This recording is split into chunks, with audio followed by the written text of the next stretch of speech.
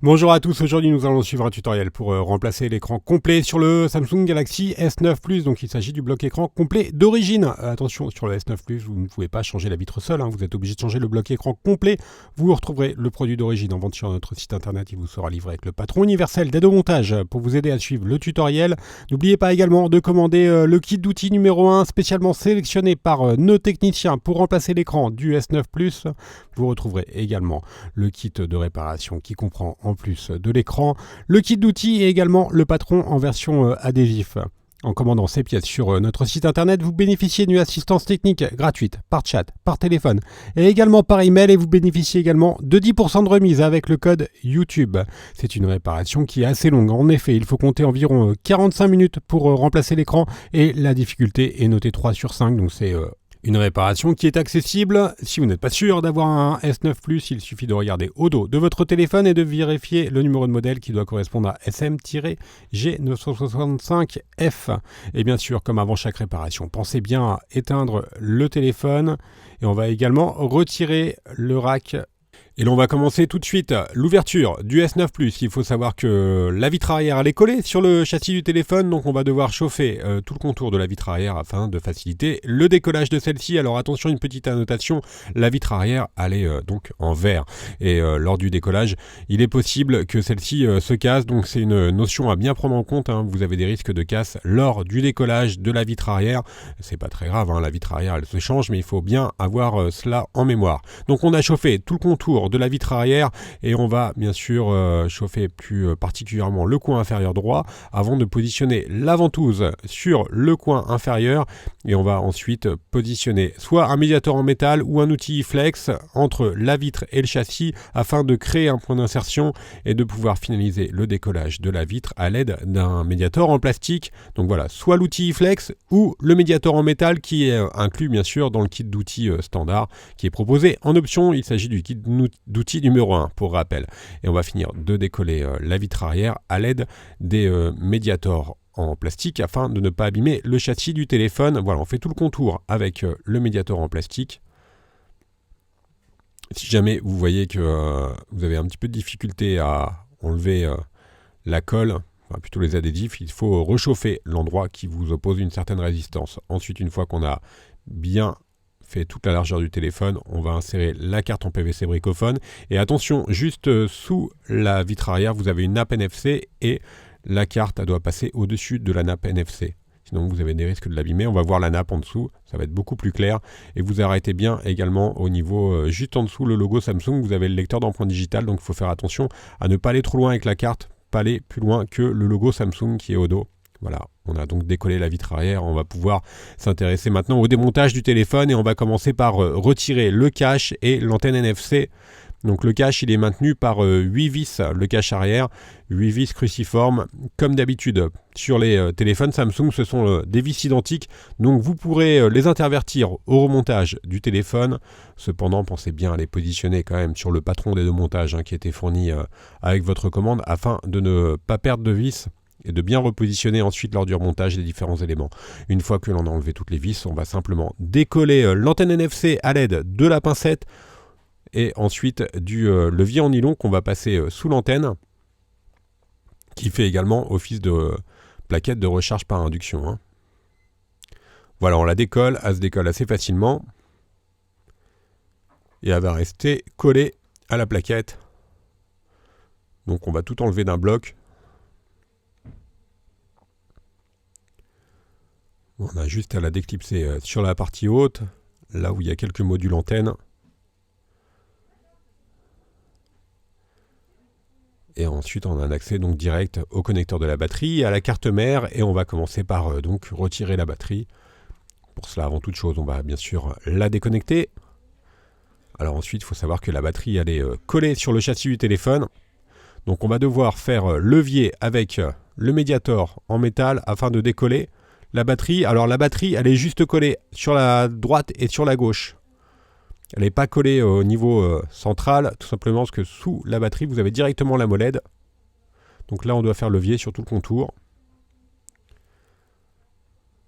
Alors malheureusement, Samsung n'a pas prévu d'adhésifs double face qui sont facilement enlevables. Une fois qu'on a pu créer un point d'insertion, on vient tout simplement faire levier avec la carte bricophone. Et on voit bien l'emplacement de la molette qui est directement présent sous la batterie. On va pouvoir s'intéresser maintenant au bloc haut-parleur externe. On va commencer par retirer les deux vis qui maintiennent le cache latéral qui protège la carte mère. Donc on le retire. Et là on a un aperçu direct de la carte mère et également du connecteur de l'écran que l'on enlèvera tout à l'heure. Maintenant on va retirer les 5 vis qui maintiennent le bloc haut-parleur externe, donc qui est notamment utilisé en mode musique, bien sûr, et qui fait également office d'antenne. Une fois qu'on a retiré les 5 vis, on va tout simplement faire levier avec la pincette pour retirer le bloc haut-parleur externe et on a un accès direct maintenant au connecteur de charge et à la prise de jack notamment. On va pouvoir retirer maintenant la carte mère. On va commencer par déconnecter les nappes en commençant par la nappe de la caméra avant. Alors il y a une double caméra avant, il y a un scanner d'iris également sur le S9 Plus. On va retirer maintenant les capteurs, la nappe du capteur de proximité et luminosité. Et enfin, il nous reste deux vis à enlever qui maintiennent la carte mère sur le châssis. Et on va donc déconnecter la nappe de l'écran qui est sur la partie gauche. On va également déconnecter la nappe latérale qui était juste en dessous. Et enfin, les deux câbles coaxiaux qui relient la carte mère au connecteur de charge. Donc le bleu qui est en bas et le blanc qui est en haut. Voilà pour les deux câbles coaxiaux. Et maintenant, on va tout simplement faire pivoter la carte mère pour pouvoir la déconnecter. Elle est connectée au connecteur de charge. Voilà, au dos. Donc vous avez vu, le connecteur de charge est déconnecté au dos de la carte mère. Donc on a simplement relevé la carte mère et on a déconnecté le connecteur de charge. On va s'intéresser justement au connecteur de charge qui est maintenu par 5 vis cruciformes. Donc on va les retirer. Donc le connecteur de charge, il est indépendant, ce qui est plutôt une bonne chose, parce que c'est un élément qui est souvent sans dommage. Le connecteur de charge, il comprend également le micro qui est utilisé en communication. Et la prise de jack est donc connectée sur le connecteur de charge et on va pouvoir retirer la prise de jack ensuite qui est indépendante du connecteur de charge. Maintenant on va pouvoir décoller et dégager délicatement le connecteur de charge à l'aide de la pincette. On va s'intéresser notamment au câble qui a un embout coaxial qu'on avait déconnecté tout à l'heure, qui est utilisé pour le réseau. Et enfin, on enlève les deux autres câbles coaxiaux. Une fois qu'on a une bonne prise, on peut finir de décoller donc le micro. Et enfin, on vient passer tout simplement le levier en nylon sous le connecteur pour le décoller du châssis. On fait la même opération sur la partie droite du connecteur de charge. On fait levier délicatement avec la pincette. Et dès qu'on a une prise, on peut retirer donc maintenant le connecteur. Voilà, il s'enlève relativement facilement. Et on va donc pouvoir s'intéresser maintenant à la prise de jack qui est indépendante. Donc là aussi c'est plutôt une bonne nouvelle. C'est un élément qui est souvent défaillant également sur les téléphones. Et on va pouvoir retirer quelques éléments avant de les repositionner sur le nouveau châssis. Et on va s'intéresser au vibreur, voilà, qui est de forme assez classique. Voilà, pour le vibreur, donc on le décolle tout simplement avec la pincette. Et on va faire de même pour les capteurs de proximité et luminosité. On va le décoller pour le repositionner ensuite sur le nouveau châssis, le nouveau bloc écran. Alors il va venir avec un adhésif en cuivre.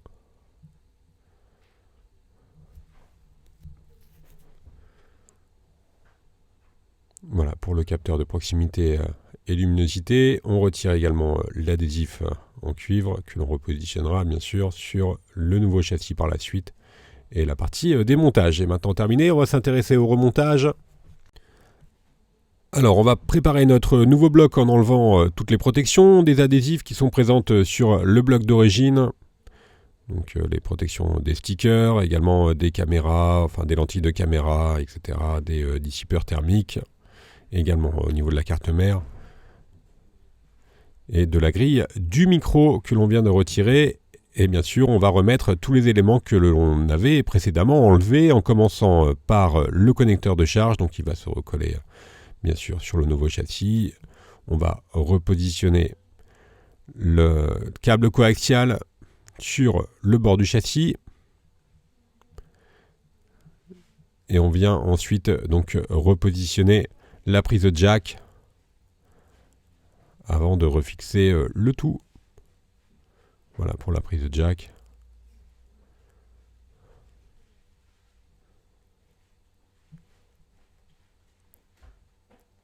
Et bien sûr, on va donc repositionner les 5 vis cruciformes qui maintiennent donc la prise jack, le connecteur de charge qui comprend, je vous le rappelle, également le micro. Pensez bien à vérifier que le micro est correctement positionné. Voilà, le micro qui était juste à gauche. Voilà, pour le micro. Une fois que l'on a remis toutes les vis, on va s'intéresser au connecteur de la prise de jack que l'on vient reconnecter juste au-dessus du connecteur de charge en USB type C.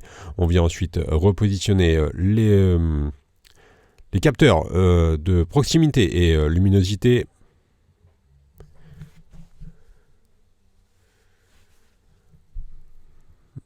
On repositionne l'adhésif cuivré, le vibreur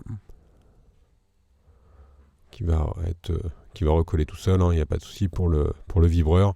Et enfin, bien sûr, la carte mère. Alors, je vous rappelle que la carte mère, elle est connectée au dos, au connecteur de charge. Donc, on va commencer par reconnecter le connecteur de charge. Ensuite, on va la repositionner sur son emplacement d'origine. Et faites bien attention à toutes les nappes. Elles doivent bien sûr passer par-dessus la carte mère, à l'exception, bien sûr, du connecteur USB que l'on vient de reconnecter. Voilà, on va reconnecter les capteurs de proximité et luminosité, et ensuite on va repositionner les 2 caméras avant, donc le lecteur d'iris et la caméra.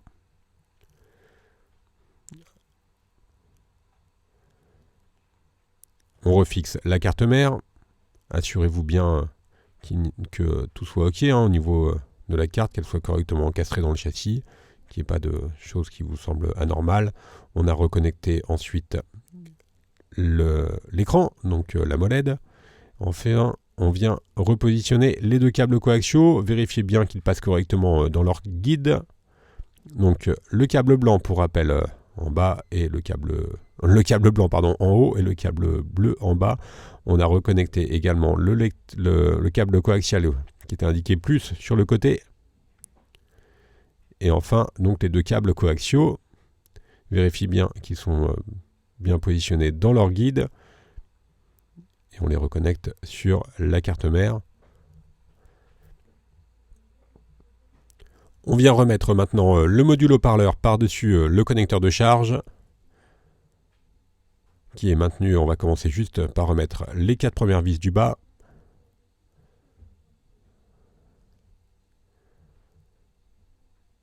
Le cache latéral qui lui est maintenu donc par 2 vis. La batterie. Alors la batterie, normalement, elle doit recoller d'elle-même, les stickers étant toujours présents sur celle-ci. Et on vient bien sûr la reconnecter sur la carte mère pour finaliser le remontage du bloc.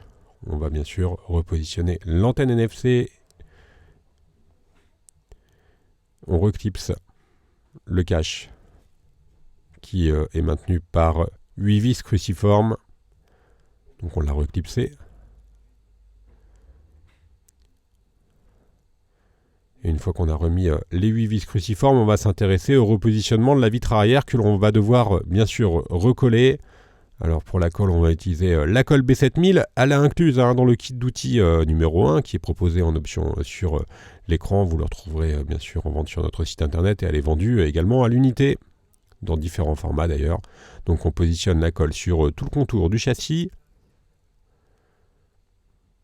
Et ensuite, on vient repositionner la vitre arrière sur laquelle, je vous le rappelle, il y a le lecteur d'empreintes digitales, bien sûr, que l'on va devoir reconnecter. Alors la nappe, pour la reconnecter, on va être obligé d'utiliser la pincette, car on travaille un petit peu à l'aveugle. Voilà, on a reconnecté la nappe.